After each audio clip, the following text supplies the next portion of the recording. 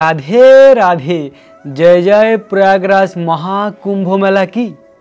প্রিয় ভক্ত, মহাকুম্ভ মেলায় কি ঘটে চলছে, সর্বশেষ খবর কি প্রয়াগরাজের, আমরা সেটা জানব।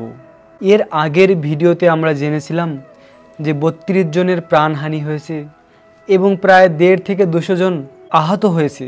এছাড়াও অনেক পরিবারের সদস্যকে খুঁজে পাওয়া যাচ্ছে না, একজন রয়েছে তো অন্যজনকে খুঁজে পাচ্ছে না। এরকম একটি ভয়ঙ্কর অবস্থা চলছে।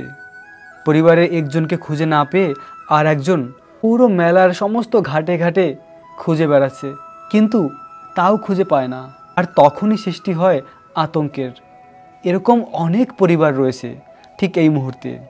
যদিও তারপরে আর কোনো প্রাণহানির ঘটনা ঘটেনি, কিন্তু কুম্ভ মেলায় আরেকটি অঘটন ঘটেছে। সেটা হলো আগুন লেগেছে। যেমন প্রথম দিকে আগুন লেগেছিল, আবার এই প্রাণহানির ঘটনার পরেও আগুন লেগেছিল। অনেক কয়টি সেক্টর আগুনে জ্বলেছে। তো এরকম কেন হচ্ছে, কি এর রহস্য? এই সমস্ত ঘটনার পিছনে কি কারো হাত রয়েছে, কেউ কি ঘটাচ্ছে? এই রহস্যই খুঁজে বেড়াচ্ছে গভর্নমেন্ট। আর কিছু অতি গোপনীয় বিষয় আপনাদেরকে বলবো। সরকারের হিসাব অনুযায়ী তারা বলেছেন 30 জন মারা গিয়েছেন, কিন্তু এখানকার সত্যিটা কিন্তু আলাদা। প্রিয় ভক্ত, এখানকার সত্যি হলো প্রায় 250 জন মানুষের প্রাণহানি হয়েছে। এর মধ্যে 24 মানুষের মৃতদেহকে শনাক্ত করা হয়েছে যে তারা আঘাতের মাধ্যমে প্রাণহানি হয়েছে। অনেক জোরালো আঘাতের মাধ্যমে তাদের মেডিকেল রিপোর্ট এসেছে যে এই কারণেই তারা মৃত্যুবরণ করেছে, প্রচণ্ড আঘাত লেগেছিল। এটি হলো সত্য কথা যে প্রায় 250 মানুষের প্রাণহানি হয়েছে। এবং এখন এই মুহূর্তে কুম্ভ মেলায় যে আতঙ্ক রয়েছে, সেই আতঙ্কটি হলো পরিবারের একজন রয়েছে আর একজন নেই। ঘর থেকে 2 জন একসঙ্গে এসেছে, এবার একজন হারিয়েছে আর একজন তাকে খুঁজে বেড়াচ্ছে। এরকম অনেক পরিবার রয়েছে। বিহারের একটি পরিবার রয়েছে, তার মা বাবাকে কুম্ভ মেলায় পাঠিয়েছে। এবার এই ভয়ঙ্কর ঘটনা ঘটে যাওয়ার পরে সেই লোকটি তার পিতামাতাকে খোঁজার জন্য প্রয়াগরাজে এসেছেন, কিন্তু তার পিতাকে পেয়েছেন, মাতাকে এখনও পায়নি। আর মাকে তিনি খুঁজে বেড়াচ্ছে, কিন্তু খুঁজে পাচ্ছে না। এরকম আরেকটি অযোধ্যার পরিবার রয়েছে। অযোধ্যা থেকে তারা এই স্থানে এসেছিলেন স্বামী স্ত্রী এই কুম্ভমেলায় স্নান করার জন্য। এবার ওই দিন রাতে এরকম ভয়ঙ্কর ঘটনা ঘটার পরে সকলের হৃদয়ে আতঙ্ক ছড়িয়েছে। তাই একসঙ্গে তারা এসেছে। তার পত্নী তার পতিকে খুঁজে বেড়াচ্ছে, কিন্তু কোথাও খুঁজে পাচ্ছে না। ভাবলেন কি এখানেই তিনি প্রাণ হারিয়েছে, তা খুঁজে খুঁজে আর পায়নি। অবশেষে খবর এসেছে ওই লোকটি বাড়ি পৌঁছে গিয়েছে। আতঙ্কে ভয়ে ট্রাক ড্রাইভারকে রিকোয়েস্ট করে ওই ট্রাকে করে চলে গিয়েছে অযোধ্যা নিজের প্রাণকে বাঁচানোর জন্য। আর এইদিকে তার পত্নী তাকে খুঁজে বেড়ায়। এরকম অনেক ঘটনা রয়েছে। আর বাকি এখনও যে অনেক অনেক পরিবার রয়েছে, ওই পরিবারকে একটি স্থানে রাখা হয়েছে। তারা ওই স্থানে থেকে প্রতিদিন দিনের বেলা খুঁজে বেড়াচ্ছে তাদের পরিবারকে। এক মাতাজি তো তার পরিবারকে খুঁজে না পেয়ে অজর ধারায় ক্রন্দন করছিল। এরকম চোখের সামনে এই সমস্ত কিছু দেখতে হচ্ছে। কিন্তু যেটি ভালো খবর হলো, ওই ঘটনার পরে আর কারো প্রাণহানি হয়নি। এটা ঘটেছিল সেটা নিয়েই এখন পর্যন্ত আতঙ্ক রয়েছে। যাদের পরিবারের সদস্যদের এখনও খুঁজে পাচ্ছে না, তারা যখন তাদেরকে ফিরে পাবে তখন তারা খুশি মনে ঘরে ফিরে যেতে পারবে। কিন্তু এখনও তারা ঘরে ফিরে যেতে পারছে না, কেননা স্বজনকে ফেলে কিভাবে যায়। একজন এখানে রয়েছে, তারা এখনও বুঝতেই পারছে না যে কোথাও হারিয়েছে না প্রাণ হারিয়েছে, কোনটা হয়েছে। তাই তো তারা খুঁজে বেড়াচ্ছে পরিবারের স্বজনকে। এরকম মর্মান্তিক কুম্ভ মেলার পরিস্থিতি। কিন্তু এ সমস্ত ভগবানের পরীক্ষা। ভগবান অনেক সময় পরীক্ষা করে যে অনেক ভক্ত এখনও রয়েছে, তারা কি এই ভয় পেয়ে আর কুম্ভ মেলায় আসবে না? এই 144 বছর পরে এরকম দুর্লভ সুযোগ এসেছে ভগবানের অপ্রাকৃত কৃপা প্রাপ্ত করার জন্য। তাই প্রিয় ভক্ত, ভয় না পেয়ে আপনারা এসে স্নান করতে পারেন, কেননা এখনও হাজার হাজার ভক্ত রয়েছে প্রতিদিন প্রাতকালে স্নান করে, এখানে বসে ভজন করে, কারোই কোনো অসুবিধা হচ্ছে না। শুধু ওই একটি ঘটনা ঘটেছে যেটা দুর্ঘটনা বলা যায়, আর তাও ওই বিশেষ দিন বলে এটা ঘটেছিল। আবার তার উপরে ওই সংযমের স্থানে যাওয়ার জন্য এটা ঘটেছিল। সব ভক্তরাই চেয়েছিল যখন এসেছি তো ত্রিবেণীর সঙ্গমেই স্নান করব, গঙ্গা যমুনা সরস্বতী ওই স্থানেই স্নান করব।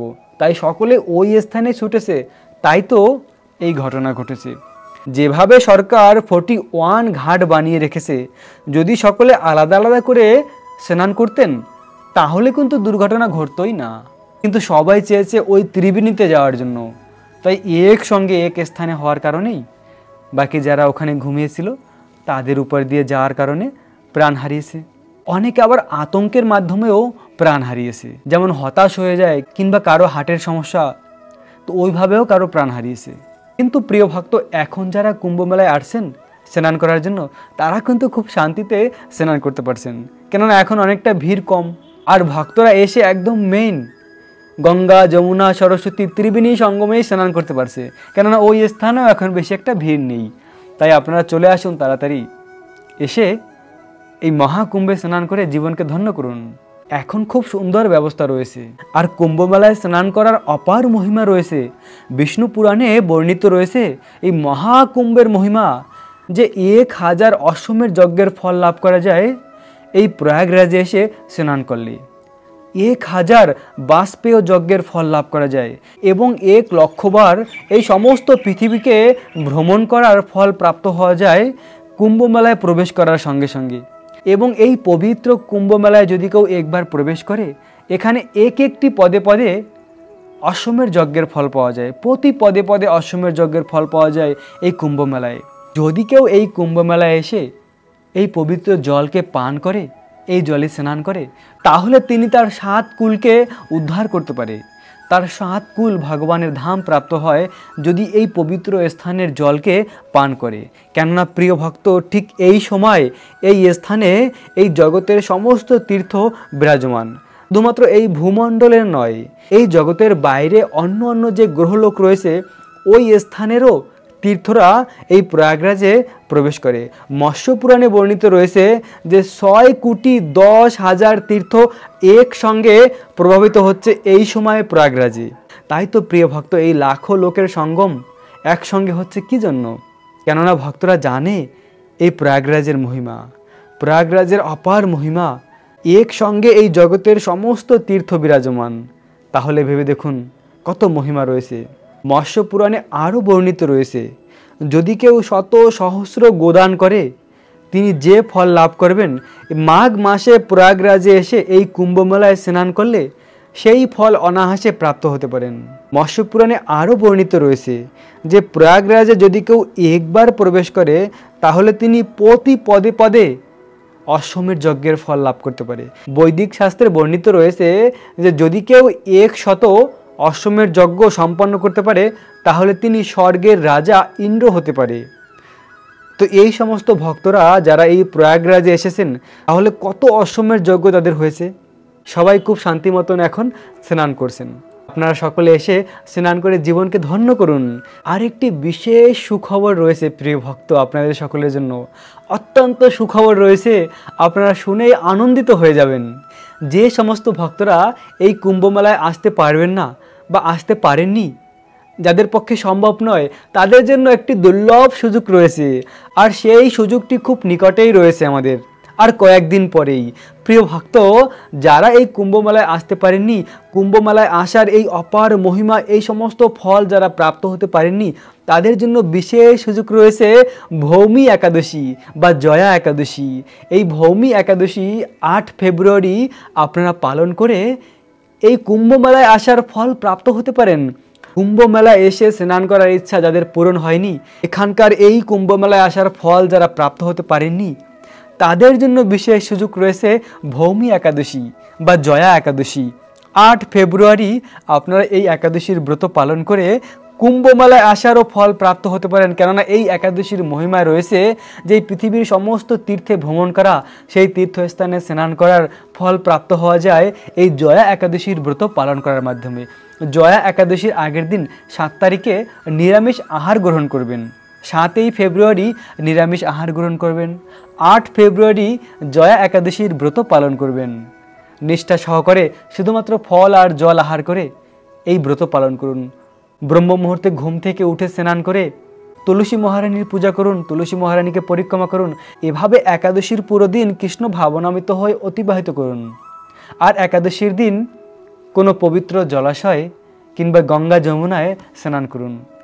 তাহলেই এই জগতের সমস্ত তীর্থস্থানের ভ্রমণ করার ফল প্রাপ্ত হবেন। এই বিশেষ সুযোগ রয়েছে প্রিয় ভক্ত আপনাদের কাছে।